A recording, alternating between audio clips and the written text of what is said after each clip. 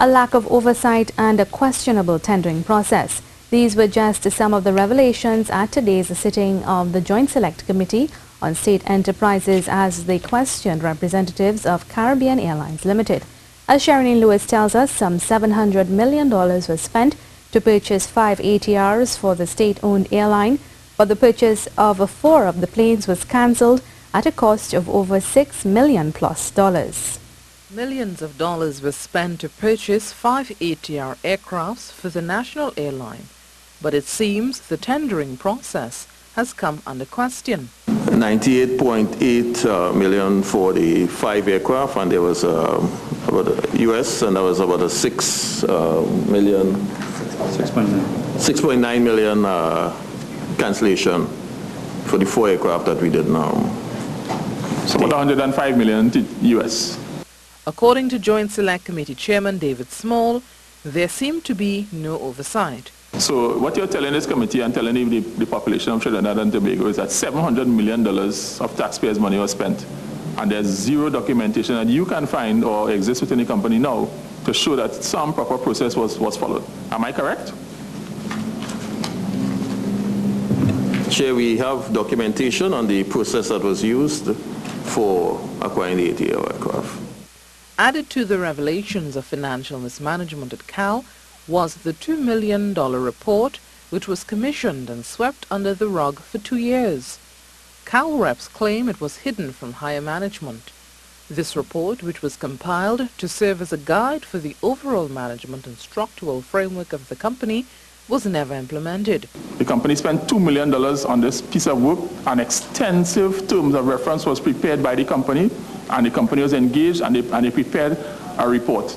But based on the documentation provided to us, the management, all of you are sitting here, and I think most of you would have been present at the time, the information from the corporate secretary is that the company was not aware of the existence, or they are now seeing it for the first time.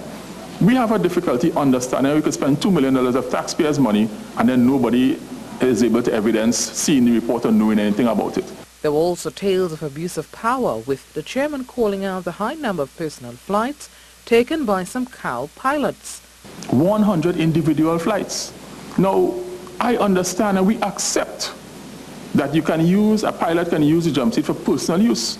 But I would think that in a calendar year, 100 individual flights is a lot. That is a lot. The question we ask ourselves is probably 1 every 3 days. Does this person actually do any other work?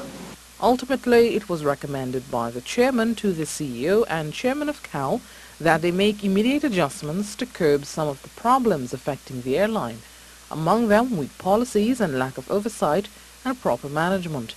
Sherilyn Lewis, C News. The chairman of the Joint Select Committee on State Enterprises says the committee is disappointed that Caribbean Airlines Limited is reluctant to submit information to the parliamentary committee. David Small says this action by CAL is out of place. To send for persons, papers and records. There's no flexibility or anything for any entity to suggest, as Caribbean Airlines has said on more than one documentation, that they conducted a review of our requests to ascertain irrelevance. We felt that was out of place. You can't ascertain irrelevance of the request of the parliamentary committee. Madam Permanent Secretary, would you be surprised if an entity wrote that to the committee? Mr. Small says all state entities are entitled by law to submit any information the committee requests without hesitation. And the reason that you're here is that you're a state entity. You have to report to the parliament. That is part of your remit. No one should be writing to say that you're reviewing our request. We take particular concern with that.